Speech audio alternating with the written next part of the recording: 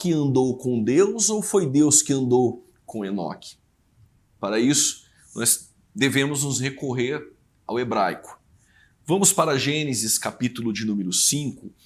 Em Gênesis, capítulo 5, existe a genealogia de Adão e na linhagem de Sete. Adão gerou Sete, Sete gerou Enos, Enos Cainaã, depois Malalael, Jared, Jared e Enoque. A linhagem de Caim, após matar Abel, segue um outro rumo, nós temos essa genealogia também. Porém, depois da morte de Abel, Adão gerou Sete. O nome Adão em hebraico, entre os hebraístas, este nome é homem. Alguns alegam que o nome Sete significa apontado. E Sete gera um filho chamado Enos, e Enos, o seu nome significa mortal. E Enos gera um filho chamado Cainaã, que traz o sentido de aflição e sofrimento, segundo alguns hebraístas. E Cainaã, ele gera um filho chamado Malalael, e Malalael significa Elohim bendito. E Malalael gera um filho chamado Jared, que é Iared. E Iared significa descerá, enquanto o Enoque, ensinamento. E Enoque gera um filho chamado Matusalém, e Matusalém significa sua morte trará. Enquanto Lameque, gerado pelo filho de Enoque, Matusalém, Lameque significa aflito. E ele gera um filho chamado Noé, ou Noa, que significa conforto, consolo e paz. A genealogia de Adão já aponta para o caminho da redenção, ao homem apontado mortal, em aflição e sofrimento. Mas Elohim bendito descerá com ensinamento, e sua morte trará ao aflito descanso, conforto e paz. Que coisa maravilhosa conhecer o hebraico, os nomes e o apontamento para o caminho da redenção, que no desdobramento destes nomes e seus significados em hebraico nos traz como riqueza e pérolas dentro da genealogia. Nós vamos falar sobre Enoque. Enoque aparece no capítulo de número 5, versículo de número 24. Aparece também em Hebreus, capítulo de número 11, versículo de número 5, e na Epístola de Judas, no capítulo de número 1, a partir do versículo de número 12, onde nós vamos encontrar ali o Enoque. Para falar sobre Enoque, nós temos algumas curiosidades. Alguns vão alegar que em Apocalipse 11, as duas testemunhas, elas poderiam ser Moisés e Elias. Mas o Moisés morreu. E em Josué capítulo 1, 30 dias após a sua morte, Deus falou com Josué dizendo: o meu servo Moisés está morto.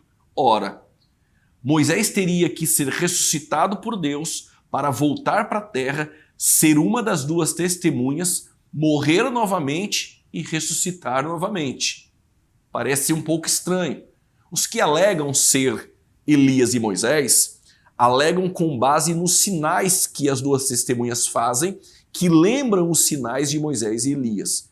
O sinal pertence a Deus, e no texto bíblico não há evidência para comprovar de forma absoluta quem são as duas testemunhas.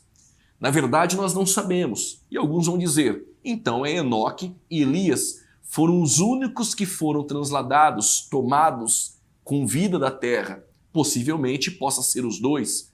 Mas Elias e Enoque estão nos céus? Se estão, e sua resposta é sim, eles estão com um corpo adaptável a estar no céu. Não quero dizer aqui corpo glorificado, não estou dizendo isso, mas um corpo adaptável a estar no céu. Este corpo poderia voltar para a terra e morrer, porque as duas testemunhas vão profetizar por 3 anos e meio e irão morrer. E os corpos ficarão expostos por 3 dias e depois o Espírito Santo há de ressuscitá-los. Na verdade, quando a Bíblia se cala, nós não precisamos ter voz. Não me parece viável Enoque ser uma das duas testemunhas. Também com base em Hebreus, capítulo de número 11, no versículo de número 5, não me parece viável que Enoque seja uma das duas testemunhas. Olha o que diz o versículo 5. Pela fé, Enoque foi levado a fim de não passar pela morte. Então Deus agora iria enviar o Enoque para morrer como uma das duas testemunhas. Se ele foi tomado, levado para não provar da morte, arrebatado, não foi achado, porque Deus o havia levado, pois antes de ser levado, obteve testemunho de que havia agradado a Deus. Enoque tinha um testemunho que agradava a Deus, até porque ele andava com Deus. Ele pegava nas mãos de Deus e saía andando pelas ruas. O andar com Deus é um recurso de linguagem hermenêutico, às vezes chamado antropopatismo, dar a Deus sentimento humano, ou antropomorfismo, antroposome, morfismo vem de morfo, forma, dar a Deus forma humana. Em Judas aparece também o nome de Enoque, com uma informação muito importante.